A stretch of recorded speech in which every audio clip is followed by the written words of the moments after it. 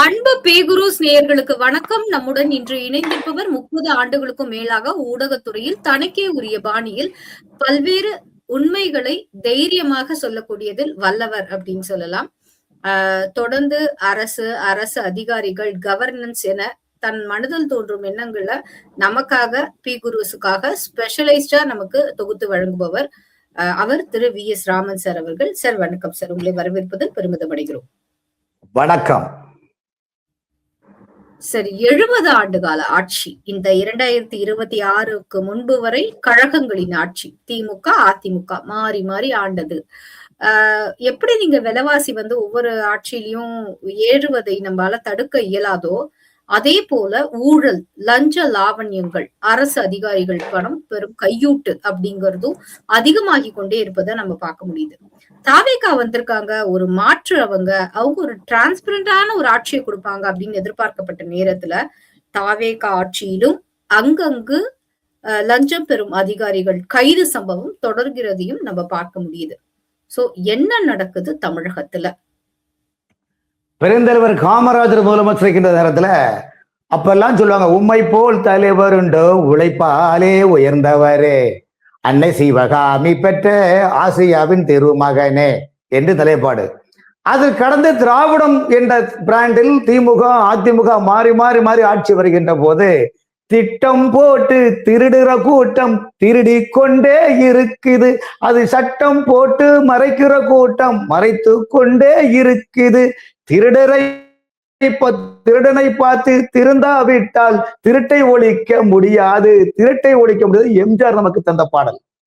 இது ஏன் சொல்லுகின்றேன் என்றால், அரசு பெருந்தலைவர் காமராஜர் போன்ற தலைவர்கள்லாம் முதலமைச்சர் இருக்கின்ற போது குறைந்தபட்சம் 2 கோடி ரூபாய்க்கு ஒரு வேலை நடக்கின்றால் அதில் குறிப்பிட்ட காலக்கெடுகள் பிடித்து அந்த பணிகளை எடுத்த ஒப்பந்ததாரர் மீதி பைசா கொண்டு கொடுத்ததாக வரலாறு உள்ளது. ஆனால் தமிழகத்தில் 2096க்கு பிறகு உள்ள நிலைப்பாடு என்பது வேறு. எம்ஜிஆர் காலத்தில் இருக்கின்ற போது 6 ஏரி குளங்கள் எல்லாம் மடக்கி கல்வி ஸ்தாபனங்களாக ஆக்கினார்கள். அந்த கல்வி ஸ்தாபனங்கள் ஏழை எளிய மக்களுக்கு உதவி செய்யுங்கள் என்றுதான் சொன்னார்கள்.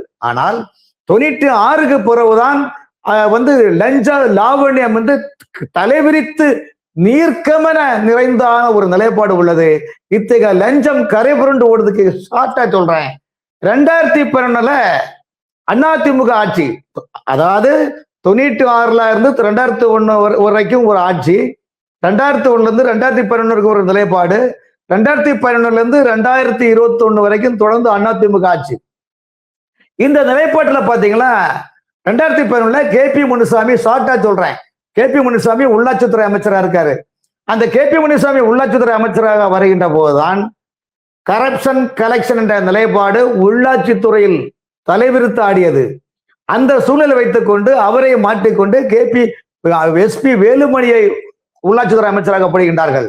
அந்த எஸ்.பி. வேலுமணியை உள்ளாட்சித்துறைக்கு அமைச்சராக ஆன பிறகுதான் தமிழகத்திலே அரசு இயந்திரங்களில் ஊராட்சி, பேராட்சி, நகராட்சி, மனராட்சி, மெட்ரோ வாட்டர், டாட்போர்ட், டிபிகோ இப்படிப்பட்ட அரசு துறைகளில் மக்கள் அன்றாட வரக்கூடிய பணிகளில் பில்டிங் கட்ட போகும்போது ஒவ்வொரு நிதிகளையும் கொடுப்பார்கள். அந்த நிதிகளை அவசர காலகட்டத்தில் அந்தந்த துறையில் இருந்த பணங்களை எடுப்பார்கள். ஆனால் அந்த பணங்களை எல்லாம் சுரண்டி எடுத்து தமிழ்நாட்டை நிர்வாண கோலத்தில் ஆக்கிய பெருமை கடந்த அதிமுக ஆட்சியில் உள்ளாட்சித்துறை அமைச்சர் வேலுமணிக்கு சேரும். காரணம், வேலுமணியுடைய அனைத்து சமஸ்தானங்களும் இன்னைக்கு வரைக்கும் கேஸ் கோர்ட்டுன்னு போயிட்டு இருக்கிறாங்க. காரணம் என்பது நிலைப்பாடு. இந்த சூழ்நிலையை வைத்துதான் 2021 திமுக உள்ளாட்சித்துறையில் அதிமுக நடந்த ஊழலை மேற்கொண்டுதான் திமுக ஆட்சியில வந்தது. அந்த ஆட்சியில வரும்போது ஊழலுடைய ஊட்டுக்கண்ணாக இருந்த சென்னை மாநகராட்சியினுடைய அப்போதைய ஆணையர் கார்த்திகேயன், மக்கள் நல்வாழ்வுத்துறை செயலராக இருந்த டாக்டர் ராதாகிருஷ்ணன் போன்றவர்கள்லாம் ஊழல் பேர் வழிகள், நாங்கள் ஆட்சியில வந்தால் இவர்களை ஒழித்து கட்டுவோம், ஊழல் விசாரணை நடத்துவோம் என்று சொன்னார்கள். அதையெல்லாம் மேற்கோள் காட்டி மக்கள் நடவடிக்கை எடுப்பாங்க நினைத்துக் கொண்டு திமுகவுக்கு வாக்களித்தார்கள். ஆனால் திமுகவுக்கு வாக்களித்த உடனே பாத்தீங்களா, அது பிறகு பாத்தீங்களா எல்லாமே மறந்தாச்சாங்க. என்னடி மீனாட்சி சொன்னது என்னாச்சு, நேற்றோடு நீ சொன்ன வார்த்தை காட்டோடு போயாச்சு என்பது போல ஊழல் எங்கு பார்த்தால் தீர்க்கமான நிறைந்துள்ளது. அந்த 2021 திமுக ஆட்சியில தான் உள்ளாட்சித்துறையை குறிப்பா சொல்றேன், டெண்டர் விஷயங்களில் கவு சோர்ஸ், அதாவது வீட்டு இந்த தினக்கூலி அடிப்படையில் ஒப்பந்த அடிப்படையில் பணியாளர்களை நியமனம் செய்வது, எலக்ட்ரிக்கல் மெயின்டெனன்ஸ் செய்வது, பேராட்சி நிர்வாகத்தில் சிண்டெக்ஸ் டேங்க், உயர்மட்ட அந்த அந்த வாட்டர் டேங்க்ல வந்து லிக்விட் குளோர் போடுறது, பயோமெட்ரிக் டீல் பண்றது, அப்புறம் manpower, electrical department, salt waste management, இப்படிப்பட்ட பல தரப்பட்ட பணிகளை அமைச்சர் துறை உள்ளாட்சித்துறை அமைச்சரை சேர்ந்த அண்ணன், தம்பி, மாமன், மச்சான், பிஏக்கு மச்சான் சேர்ந்து கூட்டு குரூப்பான் எடுத்து தமிழகத்தினுடைய உள்ளாட்சித்துறையில் 25% மேல் எந்த பணிகளையும் நடத்தவில்லை. அந்த நேரத்தில் தான் கடந்த திமுக ஆட்சியிலே ஒரு பேராட்சியுடைய செயலர் டிரான்ஸ்பர் 25 லட்சம் ரூபாயும், உதவி செயலாளர்களுக்கு பேராட்சிகளுக்கு 50 லட்சம் ரூபாயும், மாவட்ட ஏடிக்களுக்கு 1 கோடி ரூபாயும் வாங்கினார்கள். அப்படி 1 கோடி ரூபாய் வாங்கி கொண்டு இதெல்லாம் போக அந்த பேராட்சி இயக்குனருக்கு ஒவ்வொரு ஏடிக்களும் மாசம் 1 லட்சம் 2 லட்சம் ரூபாய் என்றும், ஏஸ்கோருங்க மாசம் 50,000 1 லட்சம் என்றும் மாமூல் கொடுத்து வந்தார்கள். இத்தகைய சூழ்நிலையில் கடந்த திமுக ஆட்சியில பாத்தீங்கன்னா நகராட்சியில ஸ்பெஷல் கிடுக்கு 1 கோடியும், ஜாயிண்ட் டைரக்டர் உள்ள மாநகராட்சிக்கு 3 கோடியும், கூடுதல் இயக்குநராக அந்த உள்ளது 5 கோடியும் நகராட்சியில் லஞ்சத்தை வாங்கி கொண்டு நீர்க்கமன லஞ்சம் கரை புரண்டு ஓடியது.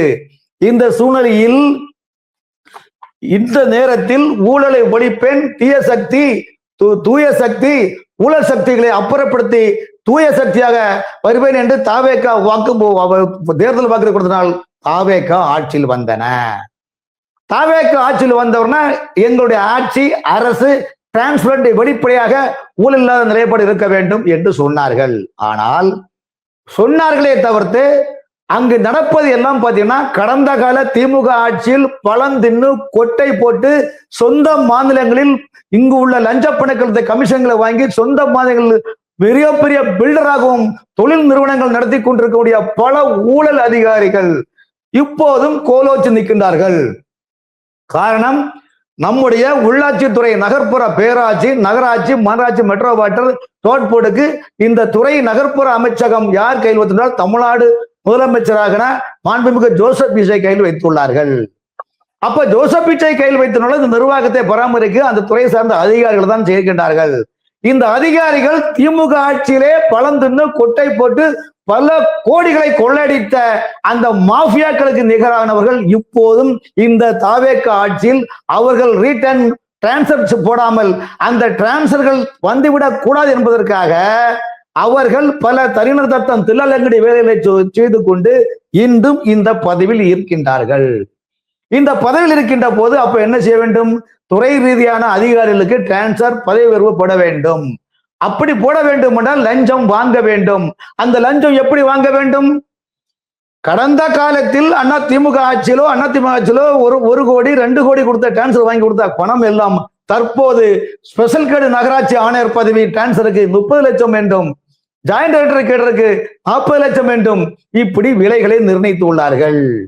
அப்ப இந்த விலைகளை நிறுத்தினால் இந்த பணத்தை யாரிடம் கொடுக்க வேண்டும் என்றால், கடந்த காலத்தில் நகராட்சி நிர்வாகத்திற்கு இயக்குநராக சந்திரானந்த காம்பளே என்பவர் ஒரு இருந்தார். அவருடைய மனைவியான மீனா காம்பளே அவர்கள் கன்சல்டேஷன் என்ற பெயரில் பல கோடிகளை கன்சல்டேஷன் ஏஜென்ட்களை கொண்டு வைத்து போலி புள்ளிப்பட்டு கொள்ளையடித்தது போல தற்போது திமுக ஆட்சியில் தொடர்ந்து இந்த ஆட்சியிலும் இருக்கக்கூடிய நகராட்சி நிர்வாக இயக்குனர் நேரடியாகவே கன்சல்டேஷன் ஏஜென்சிகளை வரவழைத்து எப்படி இந்த குப்பைகள் ஏற்கனவே படுத்துருங்க, குப்பை எடுக்கும் போதும் டெண்டர்ல கமிஷன் வரும், எலக்ட்ரிக்கல் மெயின்டெனன்ஸ்லயும் கமிஷன் வரும், பிளம்பிங் ஒர்க்லயும் கமிஷன் வரும், இப்படி பல தரப்பட்ட இடத்துலயும் கமிஷன் வருகின்ற போது கடந்த ஆட்சியில் வேலை செய்த ஒப்பந்ததாரர்கள் இந்த முறை அமைச்சர் இதுக்கு தனியாக இல்லாத காரணத்தினால் சம்பந்தப்பட்ட துறை சார்ந்த அதிகாரிகளை நாடுகின்றார்கள். அந்த அதிகாரிகள் கடந்த கால ஆட்சியில் எப்படி கமிஷன் அமைச்சரின் உதவியாளர் மூலமாக வாங்கப்பட்டதோ இந்த முறையும் துறை சார்ந்த அதிகாரிகள் வாங்குகின்றார்கள். இதுதான் பிரச்சனை. அப்ப இந்த பிரச்சனை என்னன்னா, ஆட்சி மாறுதும் காட்சி மாறவில்லை. அந்த காட்சி மாற போறது நீங்கள் பார்த்தீர்களானால் சமீபத்தில் தமிழக பேராட்சி நிர்வாகத்தில் என்ன பண்ணிருக்காங்க, 15ஆம் தேதி 15/6/2026 டவுன் பஞ்சாயத்துல 11 உதவி செயற்பொறியாளர்கள் டிரான்ஸ்பர் பண்ணிருக்கிறாங்க. இந்த 11 உதவி செயற்பொறியாளர்களை ஒரு 7-8 உதவி செயற்பொறியாளர்கள் ஊழல் பெருச்சாளிகள் 5 வருடம் 7 வருடம் ஒரே மாவட்டத்தில் வந்து 25% கூட வேலைகளை செய்யாமல் போலி பில்லுகளை போட்டு கொள்ளையடித்தவர்கள் பாருங்கள். ஈரோடு மாவட்டம், கரூர் மாவட்டம், கோவை மாவட்டம், திருப்பூர் மாவட்டம், நெல்லை மாவட்டம், தஞ்சாவூர் மாவட்டம், இந்த மாவட்டங்களில் கடந்த 10 ஆண்டு காலமாக பேராட்சி நடந்த பணிகளை ஆய்வு செய்தால் இந்த வெள்ளறிக்கையை என்ற ஏமாற்று அறிக்கை கொடுத்திருக்கிற அதிகாரிகள் இது அனைத்தும் ஊழல் அறிக்கை. நான் சொல்வது இந்த துறையில் சேர்ந்த காரணம் என்னவென்றால், இந்த ஆட்சியில் கடந்த திமுக ஆட்சியிலே பேராட்சி இயக்குனர் இருந்தவர் பிரதீப் குமார். இந்த தவேக ஆட்சியில் அவர் மாறவில்லை. உடனடியாக அவர் மாறாமல் இணை இயக்குனரான காளியப்பன் என்பவர் மூலமாக ஒவ்வொரு பேராட்சியிலும் போன் போட்டு ரேட்டு பேசிட்டு இருக்கிறாரு.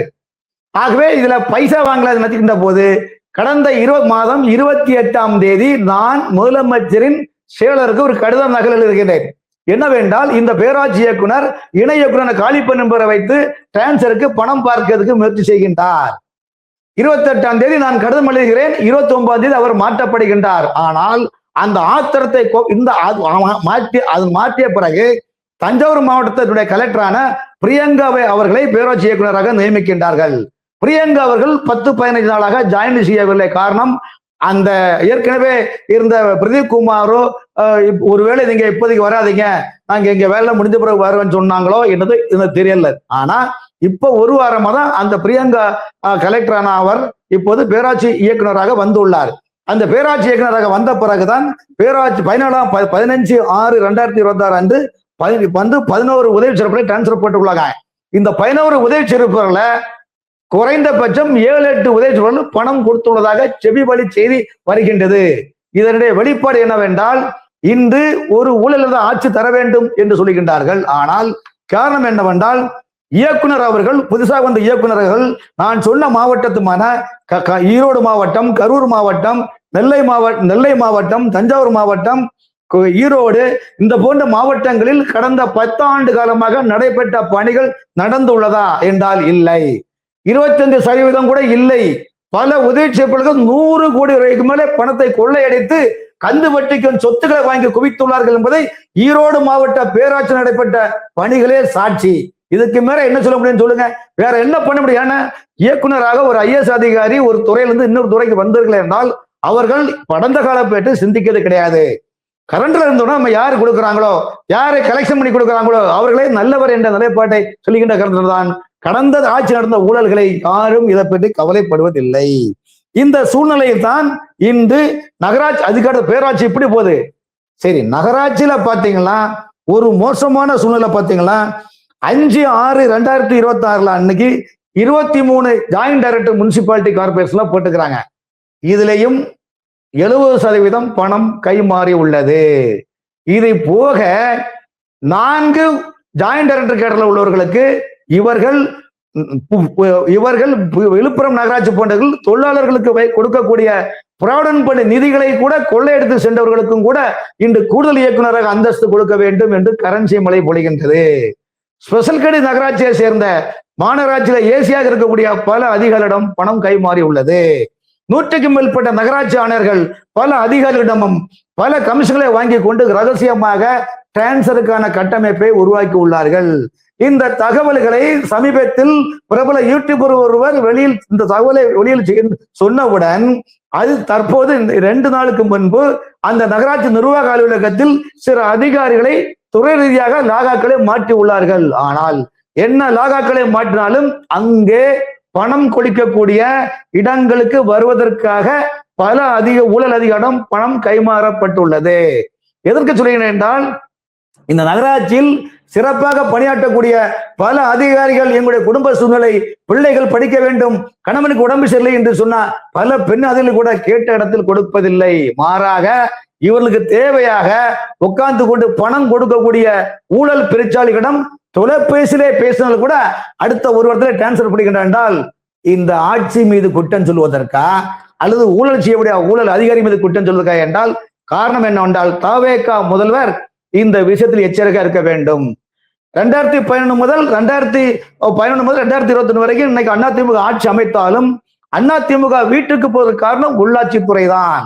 அதே போல் 2021 2026 வரைக்கும் திமுக நடந்த உள்ளாட்சித்துறையில் நடந்த ஊழல் தான் திமுக மக்கள் வீட்டுக்கு அனுப்பினார்கள். ஆகவே தூய சக்தியான ஆட்சி அமைக்க வேண்டும், நிஜமாக மக்கள் வாழ வேண்டும், கடன்களை தீர்க்க வேண்டுமானால் தமிழகத்தில் இன்று 10 ஆண்டுகளில் நடைபெற்ற பணிகளை உள்ளாட்சித்துறையில் மட்டும் நீங்கள் ஆய்வு செய்யலை, ஆனால் பல ஆயிரம் கோடி ரூபாய் ஊழல் பணத்தை கைப்பற்றலாம் என்றுதான் சொல்லுகின்றேன். காரணம் என்னவென்றால், ஒரு அதிகாரி எதுக்கு வராங்க? ஆட்சிக்கும் மக்களுக்கும் பாலமாக இருக்க வேண்டும், திட்டங்களை வழிவகுத்து செல்ல வேண்டும், திட்டங்கள் மக்களுக்கு சென்றடைகிறார் என்றால் இதுவரையிலும் நகராட்சி துறையிலோ பேராட்சி துறையிலோ மாநகராட்சி துறையிலோ எந்த அதிகாரியும் ஸ்பாட்டை விசிட் செய்வது கிடையாது. யாரும் எதுவும் பண்றதே கிடையாது. உட்கார்ந்த இடத்துல கல்லா கட்டிக்கிட்டு கரெக்டா வாக்களிச்ச மக்களுக்கு குல்லா போட்டக்கூடிய ஒரு நிலைப்பாடு இவர்களுக்கு. ஊழல்வாதிகளுக்கு எந்த ஆட்சி வந்தாலும் அவர்களுக்கு கவலை இல்லை. ராமன் ஆண்டால் என்ன, ராமன் கொண்ட குரங்கு ஆண்டால் என்ன, எந்த ஆட்சி வந்தாலும் 2 மாசம் தடுமாறிவார்கள். திரும்பவும் ஜாதியை வைத்து, மொழியை வைத்து, மதத்தை வைத்து அவர்கள் தனக்கான ஒரு லாகை வாங்கிக் கொள்வார்கள். காரணம், ஒரே ஒரு உதாரணம் சொல்கிறேன். தேர்தல் ஆணையத்தின் மூலமாக தமிழகத்தினுடைய தலைமைச் செயலராக சாய்குமார் நியமிக்கப்பட்டார். அவர் ஆகஸ்ட் மாதம் ரிட்டையர்மெண்ட் ஆகின்றார். இந்த அதிகாரிக்கு எக்ஸ்டென்ஷன் பண்ண வேண்டும் என்று தாவேக அரசு மத்திய அரசுக்கு பரிந்துரை செய்துள்ளது. ஆனால் அதே தாவேக அரசு இந்த அதிகாரி சிறப்பாக வேலை செய்கின்றாரா என்று ஆய்வு செய்தால், என்னை பொறுத்தவரையிலும் பார்த்தீர்களானால் அந்த சீஃப் செக்ரட்டரி ஆனவர் தன்னுடைய மொழிக்கு தன்னுடைய மொழியில் பேசக்கூடியவரும் தங்களுடைய மாநிலத்தை சேர்ந்தவர்களுக்குமான பல அதிகாரிகளுக்கு முக்கியத்துவம் கொடுப்பதாக செவிவழி செய்தி. ஆகவே நேர்மையான அதிகாரிகள் அந்த துறையில் உள்ளார்கள். முதலமைச்சரின் செயலாளர் செந்தில்குமார் ஒரு நேர்மையான அதிகாரி, இரண்டாவது செயலாளரான லட்சுமி அம்மையார் சிறப்பான அதிகாரி, இப்படி நேர்மையான அதிகாரிகளும் உள்ளார்கள். ஆனால் இன்று தமிழகத்தை பொறுத்தவரையிலும் கடந்த 2021 திமுக ஆட்சியிலே நகராட்சி நிர்வாகத்தில் 2 ஆண்டு காலம் சிறப்பாக ஊழல் கரை படிந்த அந்த நகராட்சி நிர்வாகத்தை நகராட்சிகளில் சம்பளம் கூட கொடுக்க முடியாத நிலையில் உள்ள பல நகராட்சிகளை சிறப்பாக பணி செய்து 6 மணிக்கே ஸ்பாட்டுக்கு வர செய்து பெரிய கட்டமைப்பு உருவாக்கி சம்பளம் இல்லாத நகராட்சிகளும் சம்பளத்தை கொடுத்த வைத்து ஆன்லைனில் சிஸ்டத்தை உருவாக்கி 2 ஆண்டு காலம் இந்த நகராட்சியை மிகப்பெரிய எழுச்சியான ஒரு நிலைப்பாடு கொண்டு வந்தது பொன்னையா அவர்கள் தான். பொன்னையா அவர்களுக்கு பிறகு திண்டுக்கல் மாவட்டத்தை சேர்ந்த சிவராசு அவர்கள் வந்தார்கள். சிவராசு வந்த பிறகுதான் 2558 நகராட்சி பணியாளர்களை பணி நியமனத்திற்கு அன்னார்சுட்டி மூலமே எக்ஸாம் வைத்தார்கள். அந்த அன்னார்சுட்டி எக்ஸாம் வைக்கின்ற போது நேருடைய தம்பியான ட்ரூ வேல்யூ ஹோமில் உள்ள பெரிய ரமேஷும் ஸ்டாலின் அவருடைய PA தினேஷ் அவர்களும் இந்த சிவராஜ் அவர்களும் சேர்ந்துதான் அந்த தேர்வை நிலைப்பாட்டு கொண்டார்கள். அதுக்குள்ளே நிறைய பிரச்சனை இருக்கின்றது. அவர் மாறிவிட்டார். அதன் பிறகு தெலுங்கானாவை சேர்ந்த நகராட்சி நிர்வாகத்துறை இயக்குநரான மதுசூதன ரெட்டி, இந்த மதுசூதன ரெட்டி ஏற்கனவே சென்னை மாநகராட்சியில் ஹெல்த் டிசியாக இருந்தார். அதன் பிறகு சிவகங்கை மாவட்ட கலெக்டராக இருந்தார். அதன் பிறகு நில அளவைத்துறை இயக்குனர் இருந்தார். ஆனால் ஆரம்பத்தில் திண்டுக்கல் மாவட்டத்தில் சப் கலெக்டர் இருந்தார். ஆனால் இப்போது மிகப்பெரிய சிபாரிசு மூலமாக நகராட்சி நிர்வாகத்துறை இயக்குநராக வந்து தாவேக ஆட்சி வந்த பிறகும் அவரை மாற்ற முடியாமல் பல முறை மாற்ற முடியாமல் காரணம் என்றால் சீஃப் செக்ரட்டரி அவருக்கு முழு சப்போர்ட் என்று சொல்லுகின்றார்கள். ஆகவே ஆட்சி மாறினாலும் காட்சி மாறவில்லை. காரணம் என்றால் இவர்கள் மக்களுக்கான பணிகளுக்கு வரவில்லை. தமிழ்நாடு முழுவதும் உள்ளாட்சி அமைப்பில் பல ஆயிரம் கோடிகள் ஊழல் நடைபெற்றுள்ளது. ஏன் மதுரை மாநகராட்சி, கோயம்புத்தூர் மாநகராட்சியில் டெய்லி போராட்டம். கோயம்புத்தூர் மாநகராட்சியில் பணியாற்றிய ஒரு மாநகராட்சி ஆணையர் பினாமியில் வேலை செய்தார் தெரியுமா? பினாமியில் வைத்து வேலை செய்து தான் பிறந்த சொந்த ஊர்ல பல 100 ஏக்கர் நிலங்களை வாங்கி உள்ளார். இப்ப புரிஞ்சுதாங்க? ஏங்க, மக்கள் சோத்துக்கு சிங்கி அடிக்கிறாங்க. ஒரு பேர் சோத்து இல்லாம 10,000 ரூபாய் 15,000 ரூபாய் வாங்கி அந்த பிள்ளைங்க மக்கள் கஷ்டப்படுறாங்க. இதெல்லாம் யாருக்கா தெரியுதா? எந்த அதிகாரிங்க இன்னைக்கு மக்கள்னு நினைக்கிறாங்க சொல்லுங்க? இவர்களுக்கு நிதி எங்க உள்ளதோ, எங்கே பசை உள்ளதோ அங்கே ஒட்டி கொள்ளும் போஸ்டர் போல எப்படி பலாப்பழத்தில் கத்தி போடும் போது எங்கு சுளை இருக்கின்றதோ அதே போல் நிதிகள் எங்க இருக்கின்றதோ நாடும் நாட்டு மக்களும் எக்கேடு போட்டா நமக்கு என்ன என்ற PS வீரப்ப வசனம் போல் பல உள்ளாட்சித்துறை அதிகாரிகள் தங்களுடைய குடும்பத்தை வளர்க்க வேண்டும், அதற்காக எந்த தியாகமும் செய்து ஏதாவது முரசல் செய்ய வேண்டும். தமிழ்நாட்டில் இன்று பல மாநகராட்சி ஆணையர்கள் தங்களது சமூகத்தை சேர்ந்தவர்களும் தங்களுக்கு பேசக்கூடிய தாய்மொழியை சேர்ந்தவர்களையும் லஞ்சம் வாங்குவதற்கென்று தனியாக உதவியாளர்கள் வைத்துக் கொண்டு சொந்த ஊரில் மாசு கொடுக்கிற காட்சியும் இன்று தமிழ்நாட்டில் நடைபெற்றுக் கொண்டிருக்கின்றன.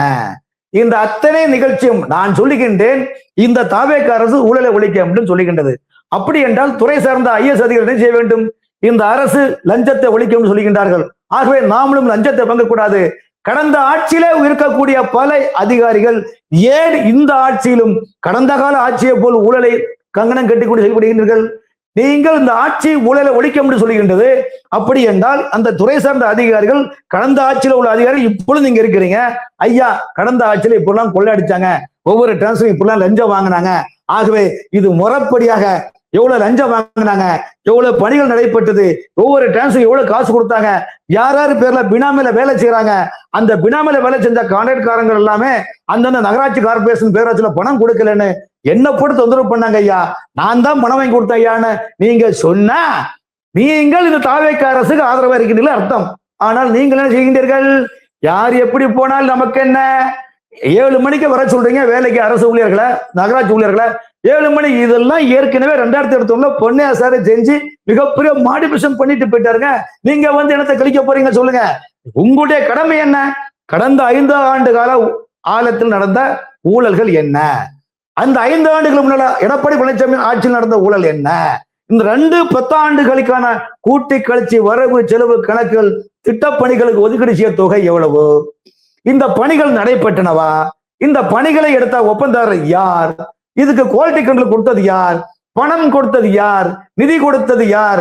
கையூட்டு பெற்றது யார் என்று சொன்னா பரவாயில்லப்பா, இந்த அரசினுடைய சத்தியமே ஜெயம் என்ற நிலைப்பாட்டு, வாய்மையே வெல்லும் தமிழக அரசின் முத்திரை நமக்கு சொந்தம் என்ற நிலைப்பாடு வந்தால் நீங்கள் மக்களுக்காக உழைக்கின்றீர்கள், அரசுக்காக உழைக்கின்றீர்கள், அரசுக்காக உண்மையாக உழைக்கின்றீர்கள் சொல்லலாம். ஆனால் நீங்கள் பேரூராட்சியிலையோ, ஊராட்சியிலையோ, மெட்ரோபாட்டிலையோ, மனராட்சியிலையோ எங்கேயாவது கடந்த 10 ஆண்டுகளில் நடந்த ஊழல்களை நாங்கள் எடுத்து வெளிச்சம் காட்டுகிறோம் என்று எந்த அதிகாரி சொன்னீர்களா? இல்லையே. காரணம் என்றால் உள்ளனும் கள்ளனும் ஒன்று சேர்ந்தால் விடிய விடிய திருடலாம் என்ற பழமொழியை போல் தமிழ்நாட்டில் இன்று மக்களை ஏமாற்றிக் கொண்டு ஒரு கூட்டம் தமிழ்நாட்டுடைய நிதிகளை சுரண்டி கொண்டு வாழ்கின்றது.